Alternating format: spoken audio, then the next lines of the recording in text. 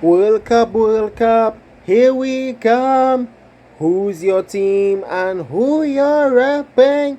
Welcome to the Cricket World Cup. Cricket's biggest dance. So, guys, earlier today I made that up. Like, it's like a carbon copy of Forever in Your Mind, the DC Classics melody from back in 2016. It reminds me of that, and that's how I came up with World Cup, here we come. Who's your team and who you're repping? Welcome to the Cricket World Cup, cricket's biggest dance. So hello one and all, welcome back to my YouTube channel. I hope you all are doing well and in very good health. I just wanted to share my thoughts on the opening day of the ICC Men's Cricket World Cup because I'm very disappointed with a few things. So folks, leading up to the start of the World Cup, there was no hype about the World Cup, nor the festivities, nor an opening ceremony of all things, but instead there was the boring captains conference that literally, in my view, was the lamest press conference I've seen out of all of the past Cricket World Cups. This was indeed, without a doubt, the most disorganized thing I've ever witnessed. If you look at previous opening ceremonies, like for example, the one in 1996 in Kolkata, the one in 2003, I think in Cape Town, and the one in Jamaica in 2007. Let me be real. The opening ceremonies in 2007 in Jamaica and in Dhaka was way better than that boring captain's conference, because I did had a look at the conference, but I just turned it off afterwards because seriously, I was disinterested in seeing a whole boring conference.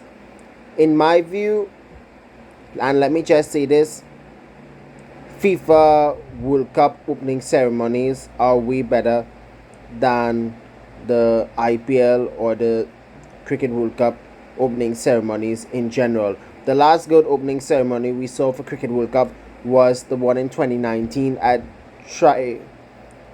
the Trafalgar Square in London. I'm not sure if I got it right, but that opening ceremony was, in my view, over average compared to the ones I've seen in 2007 and 2011, which was better than that one. But nevertheless, we will talk about that at some point. But past good. I want to take a dig at the Board of Control for Cricket in India, the BCCI, especially Mr. J. Shah. Why? I want to make it abundantly clear to my viewers now that J. Shah is indeed the worst cricketing administrator I've seen since former Cricket West Indies president Dave Cameron. Just imagine a couple of months before the start of the ICC Men's Cricket World Cup, you're now starting to sell tickets. Even worse enough, a few months before the World Cup, Ole launched the schedule. Why it is Ole couldn't have done all of that 365 days earlier. And this just goes to show not only this year's World Cup is going to be the most disorganized one, tickets wise and schedule wise, but also the recently concluded Asia Cup that was played on that hybrid model in Pakistan and Sri Lanka. And all sorts of politics had to play the role with regards to the two events. And let me say also, both the Asia Cup and the World Cup that is happening now were really mishandled badly by the Asian Cricket Council, and now the ICC and the BCCI are holding accountable.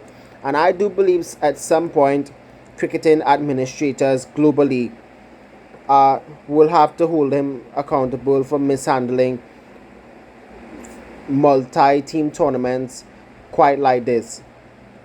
But nevertheless, let's talk about the opening match of the World Cup. And I must say, the opening game involving New Zealand and England was a lopsided affair that took place in front of almost 48,000 people. And compared to the start of the match, there was way less than that at the beginning when they were bringing out the trophy and also when the two teams were out there singing their anthems. And keep in mind, New Zealand coming into this match without their regular captain Kane Williamson, who is still recovering from that torn ACL. He did play the two warm-up games and felt a bit comfortable, but needed more recovery time. And they're also without Tim Southee, who will likely take part in the second half of the competition, and Lockie Ferguson is also unfit. However, that did not stop the Kiwis from manhandling an English bowling attack that was literally off target, and they felt very ashamed of themselves. England, they were put into bat after losing the toss and posted 282 for 9 from 50 overs. Coincidentally, that was 42 more runs than both the teams scored in the 2019 final. Now, this was dubbed the rematch of the greatest ever ODI ever played 4 years ago at the World Cup final. And on this occasion, Joe Root, he anchored the innings with a top score of 77. And while he was out there, himself and captain Josh Butler put on a fifth wicket stand of 70.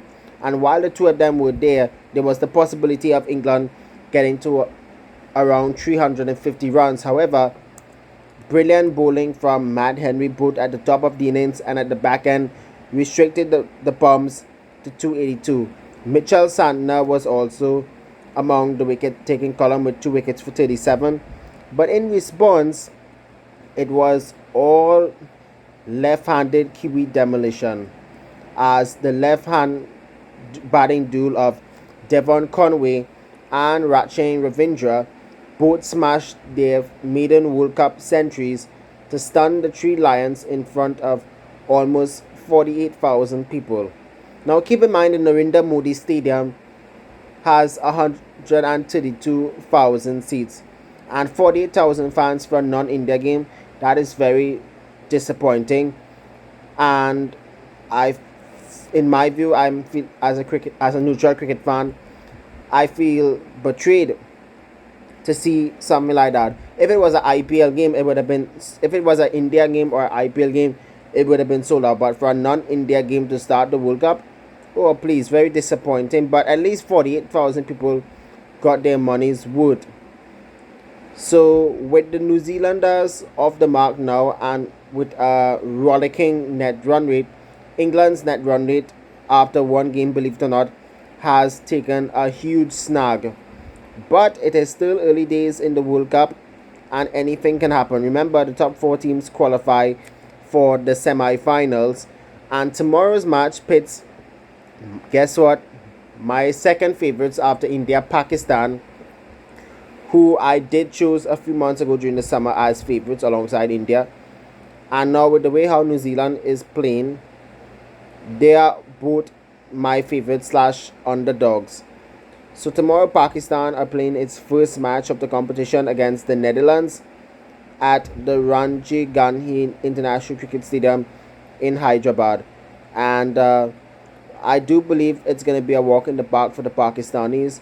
But do not dare underestimate the Dutch, because within the last few months, they have defeated West Indies, Scotland, Zimbabwe, all in the qualifiers. And furthermore, leading up to the World Cup, the Dutch hardly played any ODIs since the qualifiers. So they'll be looking undercooked compared to Pakistan, who had the Asia Cup, in which they ended up dead last.